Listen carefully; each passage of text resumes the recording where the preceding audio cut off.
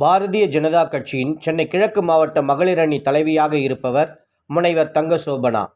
இவர் பாஜகவின் தலைவர்களில் ஒருவரான கருநாகராஜன் தனக்கு தொலைபேசி மூலமாகவும் நேரில் அழைத்தும் பாலியல் தொந்தரவு கொடுப்பதாகவும் தங்கள் அனுதாபிகளை வைத்து கொலை மிரட்டல் விடுவதாகவும் சென்னை மாநகர போலீஸ் கமிஷனர் அலுவலகத்தில் புகார் அளித்துள்ளார். இது குறித்து கட்சி மேலிடத்தில் புகார் அளித்தும் எந்த நடவடிக்கையும் அவர்கள் எடுக்கவில்லை. இதனால் பாரத பிரதமருக்கு புகார் மனு அனுப்பியுள்ளேன். தனக்கு நடந்தது போல கட்சியில் வேற எந்த பெண் நிர்வாகிகளும் மற்ற எந்த பெண்களும் பாதிக்கப்படக்கூடாது என்பதாலேயே வீடியோ வெளியிட்டதாகவும் அவர் விளக்கம் அளித்துள்ளார். வணக்கம், என் பேர் தங்கசோபனா. நான் பாஜகவில் மாவட்ட மகளிர் அணி தலைவியாக இருக்கேன். சென்னை கிழக்கு மாவட்டம் பகுதியில் இருக்கேன், மணிப்பாக்கம் பகுதியில் இருக்கேன். நான் கடந்த 10 நாளைக்கு முன்னாடி ஒரு கம்ப்ளைண்ட் ரைஸ் பண்ணியிருந்தேன். நம்மளோட பாரத பிரதமர் திரு நரேந்திர மோடி ஐயா அவர்களுக்கு இந்த கம்ப்ளைண்ட்டை கொடுத்துருக்கேன். மற்றும் எங்கள் கட்சியில் இருக்கிற மேற்பதவியில் இருக்கிற அனைவருக்குமே இந்த கம்ப்ளைண்ட்டை நான் கொடுத்துருக்கேன். இது எதை பற்றினா, எனக்கு ஒரு 4.5 வருடமாக ஒரு என்னோட பதவியில் இருக்கிற ஒருத்தரால் எனக்கு துன்புறுத்தலாக இருக்குது. அதாவது அவர் என்னை பாலியல் ரீதியாகவும் நிறைய தடவை என்னை கஷ்டப்படுத்தியிருக்காரு.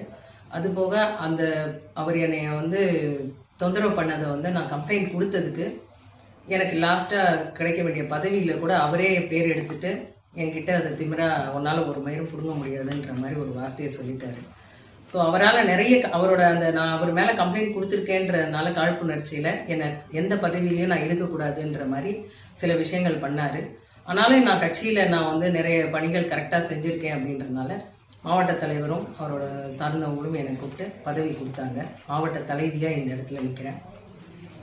இன்னைக்கு இந்த கம்ப்ளைண்ட்டை கொடுத்தும் ஒரு பெண்ணாக மகளிரா என்னை ஒருத்தர் பாலியல் துன்புறுத்தல் பண்ணியிருக்காருன்னு சொல்லி எங்கள் கட்சியில் திரு அண்ணாமலை அண்ணன் அவர்கள் தலைவராக இருக்கும்போது நான் கம்ப்ளைண்ட் கொடுத்துருந்தேன். அவர் கம்ப்ளைண்ட் நடவடிக்கை எடுக்கிறேன்னு சொல்லி அன்னைக்கு ஆர்கனைசேஷனல் செக்ரட்டரியாக இருந்த திரு கேசவ நாயகி அவர்கள்கிட்ட என்னோட கம்ப்ளைண்ட்டை கொண்டு போனாங்க. அந்த கம்ப்ளைண்ட்க்கு அவர் என்கிட்ட கூப்பிட்டு விசாரிச்சப்போ நான் எல்லா விஷயத்தையும் சொன்னேன்.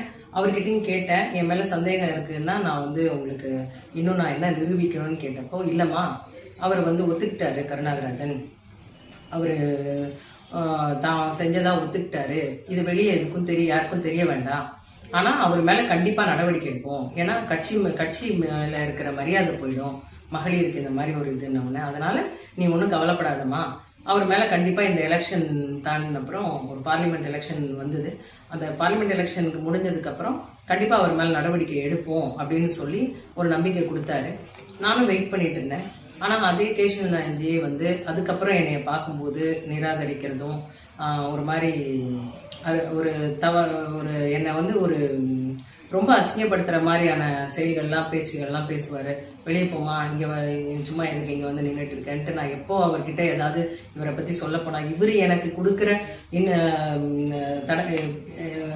ஏதாவது அவர் டிஸ்டர்ப் பண்ணும்போது கருநாகராஜன் தொந்தரவு பண்ணுறாருன்றதை நான் சொல்ல போக கூட அவர் எனக்கு வாய்ப்பு கொடுக்கல அதை. ஸோ அதனால் நான் கொஞ்சம் மன உளைச்சல் அப்படி இருக்கும்போது அடுத்து எல்லாருக்கும் பதவி மாறும்போதும் இதே தாக்கம் இருந்தது. கருநாகராஜன் தான் என்னோட பேரை மாநில செயலாளராக இருந்த என் பேரை மாநில செயலாளர்லேருந்து தூக்கி எந்த பொறுப்புமே இந்த மாதிரி கொடுக்கக்கூடாதுன்ற மாதிரி மேலே எல்லார்கிட்டையும் சொல்லி வச்சு நான் எந்த பொறுப்பும் இல்லாமல் இருந்தேன். கடைசியில் மாநில பொறுப்புகள்லாம் முடிஞ்சு மாவட்ட பொறுப்புகள் வரும்போது தான் என்னோட மாவட்ட தலைவர் திரு குமார் அவர்கள் கூப்பிட்டு திரு அரசு தொடர்பு தலைவர் வினோத் அவர்கள் மூலமாக நான் சொல்லியிருந்தேன், இந்த மாதிரி எனக்கு அங்கே மேலே பதவி இல்லை, என்ன பண்ணுறதுன்னு தெரியலன்னப்போ வினோத் அவர்கள் தான் இல்லை நான் தலைவர்கிட்ட பேசுகிறேன்னு சொல்லி மாவட்ட தலைவர் குமார் அவர்கிட்ட பேசி எனக்கு இந்த மாவட்ட தலைவர் போஸ்டிங் வாங்கி கொடுத்தாரு. ஸோ அந்த பதவியில் இன்னைக்கு நான் நல்லா செயல்பட்டு இருக்கேன். இருந்தாலுமே நான் கமலாலயம் போகும்போதோ இல்லை என்னோட மாநில நிர்வாகிகளை வச்சோ இவர் அப்பப்போ என்கிட்ட என்னை அசிங்கப்படுத்துறதோ, இவரே நேரில் பார்க்கும்போது என்னை முறைச்சிட்டு உன்னால ஒரு மயிரும் பிடுங்க முடியாது அப்படின்ற மாதிரிலாம் பேசுவார். தவறான வார்த்தைகளும் பேசுவார். என்னால் இங்கே சொல்ல முடியல. எனக்கு என் கையில் நிறைய பெரிய ஆளுங்கள்லாம் இருக்கிறாங்க, அமைச்சர்கள் இருக்காங்கன்ற மாதிரி வார்த்தைலாம் சொல்லுவார்.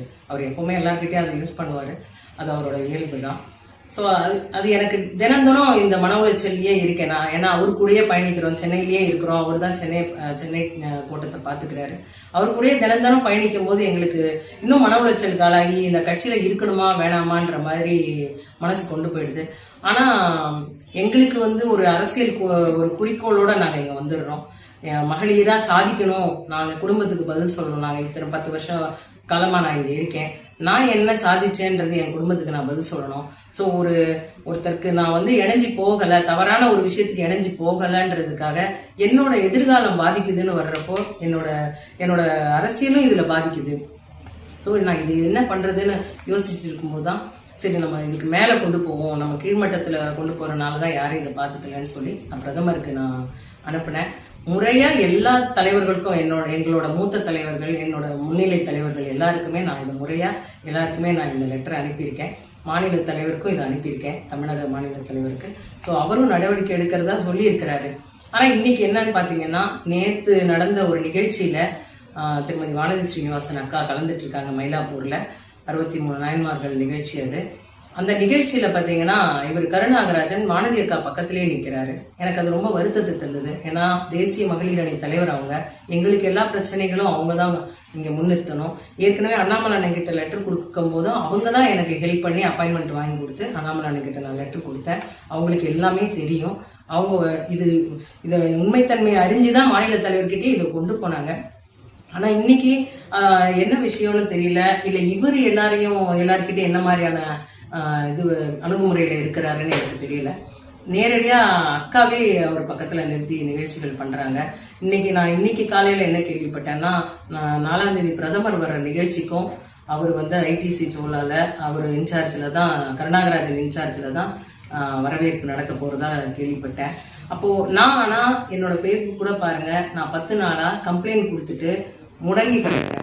ஒரு அரசியல் வேலைகளும் செய்ய முடியாம மன வருத்தத்துல இது எப்படி ஆகும், என்ன ஆகும், எனக்கு அரசியல் எதிர்காலம் எப்படி இருக்கும் பாஜகலன்னு நான் வந்து ஒரு நிமிஷமும் மன உளைச்சல்ல இருக்கும்போது, ஆனா அவர் எந்தவித பாதிப்பும் இல்லாம அந்த கருநாகராஜன்றவர் அவர் பாட்டுக்கு நார்மலா அவரோட கட்சியும் அவர் அங்கீகரிச்சு அவருக்கான வேலைகளை கொடுத்துட்டு இருக்கிறாங்க. அப்போ நாங்க வந்து இது பாதிப்பு எங்களுக்கு மகளிருக்கு மட்டும்தான் அப்படின்ற மாதிரி தெரியுது. பெண்களின் பாதுகாப்புன்னு சொல்லி நம்ம எல்லாரையும் இது பண்ணிட்டு இருக்கோம். ஆனா எங்களுக்கு எங்க கட்சியில கண்டிப்பா நல்ல பாதுகாப்பு கொடுத்துட்டு இருக்காங்க. ஆனா இந்த மாதிரி சில பேரால மட்டும் எங்களுக்கான பாதிப்பை நாங்க கட்சி கிட்ட கொண்டு போகும்போது கட்சி கண்டிப்பா அதை ஆராய்ஞ்சு என்ன விஷயம் இதை வந்து கண்டிப்பா அவங்க விசாரிக்கணும். அந்த விசாரிக்கிற வரைக்குமாவது அந்த மனுஷனுக்கு ஒரு தண்டனை கொடுக்க, அவரை வந்து இல்லப்பா நீ கட்சி விஷயங்களை தலையிடாதன்றதையாவது அவங்க சொன்னாதான் அவருக்கு அது மேல ஒரு பயம் இருக்கும். அப்பதான் ஆண்களை மற்றவங்களுக்கும் இந்த மாதிரி இந்த சில ஆண்கள் மாதிரியான ஆட்களை வந்து சில கட்சியில பெண்களை தவறா யூஸ் பண்ணலாம் அப்படின்ற நினைக்கிற ஆண்களுக்கும் ஒரு பயம் இருக்கும். கட்சியில இந்த மாதிரி வர்ற பெண்களுக்கு மரியாதை கொடுக்கணும், அவங்களை எது தொந்தரவும் பண்ணக்கூடாது, பெண்கள் வர்றதே பெரிய விஷயம், ஆனா நம்ம இப்படி தொந்தரவு பண்றமேன்ற ஒரு பயம் இருக்கும். ஆனா இன்னைக்கு எந்த பாதிப்பும் இல்லைன்னா அடுத்து இன்னொருத்தங்க பண்ணிக்கிட்டே தான் இருப்பாங்க, அடுத்த மகளிரை தொந்தரவு பண்ணிக்கிட்டே தான் இருப்பாங்க. அப்ப அவங்க மகளிர் தான் நாங்க என்ன பண்றோம், இது மாதிரி விஷயங்கள் வெளியே தெரியும்போது கடந்த 10 நாளாவே என்னோட விஷயம் எப்படி பரவிச்சுன்னு தெரியல. ஆனா யூடியூப்ல பரவி இந்த லெட்டர், நான் பிரதமருக்கு கொடுத்த லெட்டர் வெளியே பரவிடுச்சு. அந்த லெட்டர் பரவியே நான் இன்னும் அந்த எல்லாரும் கேட்கிற கேள்விக்கு பதில் சொல்ல முடியாம வீட்டுக்குள்ள முடங்கி கிடக்கும் போது, ஆனா அவருக்கு எந்த பாதிப்பும் இல்லாம அவர் ஐயாவு மஹால்ல ஒரு நிகழ்ச்சிகள் கலந்துக்கிறதும், இன்னைக்கு எல்லா பிரதமரோட வரவேற்புல அவர் கலந்துக்கிறாரோன்றதும் ரொம்ப மன உளைச்சலா இருக்கு. அப்ப எங்களுக்கு இன்னும் ஒரு வார்த்தை, இன்னும் வானதேக்கா ஒரு வார்த்தை கேட்கல, தமிழிசைக்கா ஒரு வார்த்தை கேட்கல. என்னை வந்து எல்லாருமே என்னை அங்கீகரிக்கிறாங்க, பர்சனலா ஒத்துக்கிறாங்க. ஆமாமா உனக்கு கஷ்டம், இது வந்து பெரிய விஷயம் தான், உன்னோட எதிர்காலம் அழிஞ்சு போகுதுன்ட்டு. ஆனா இதுக்கான நடவடிக்கை ஏதாவது எடுத்தாதானே நாங்களும் எங்களுக்கும் ஒரு இது இருக்கும், பிடிப்பு இருக்கும். அடுத்த மகளிரும் அவங்களுக்கு இந்த மாதிரி ஒரு பிரச்சனைகள் வரும்போது அவங்க ஓப்பனா சொல்லுவாங்க, இந்த மாதிரி எங்களுக்கு பிரச்சனை இருக்குன்னு. நம்ம ஒண்ணும் இல்ல, அண்ணா யூனிவர்சிட்டியில நடந்தது கூட அந்த பெண் சொல்றதுனாலதான் தெரியுது, கம்ப்ளைண்ட் கொடுத்தாதான் தெரியும். நாங்க அரசியல் இருக்கிறதுனாலதான் காவல்துறை அணுகாம இன்னைக்கு நாங்க கட்சியை அணுகிட்டு நாங்க வெயிட் பண்ணிட்டு இருக்கோம். நான் கடந்த 4 வருஷமா வெயிட் பண்றேன், இவன் பிரச்சனையை தாங்கிக்கிட்டு இருக்கேன், 2 வருஷமா கம்ப்ளைண்ட் கொடுத்துட்டு உட்காந்துருக்கேன். இன்னைக்கு எல்லாரும் கேட்கிற கேள்வி இவ்வளவு நாள் எங்க போனேன்னு. நான் கம்ப்ளைண்ட் கொடுத்து என் கட்சியை தான் நான் நம்பிட்டு இருக்கேன், என் கட்சி ஒரு நாள் நடவடிக்கை எடுக்கணும். இன்னைக்கும் இந்த 10 நாளா நான் வெயிட் பண்ணிட்டு இருக்கேன் என் கட்சி நடவடிக்கை எடுக்கணும். இன்னைக்கு அவர் இப்படி நடந்துக்கிறது பார்க்கும்போது கட்சி மீறணும்னு இல்லை, ஆனா என்ன வந்து உண்மைத்தன்மை தெரியணும்னா காவல்துறையில இதை நான் கம்ப்ளைண்ட் கொடுத்து காவல்துறை இது என்னன்னு விசாரிச்சு அவர் மேல தவறு இருக்குன்றத நிரூபிக்கும் போதுதான் கட்சியை இதை நம்புன்றனால நான் இதை காவல்துறைக்கு கொண்டு போறேன். நன்றி, வணக்கம்.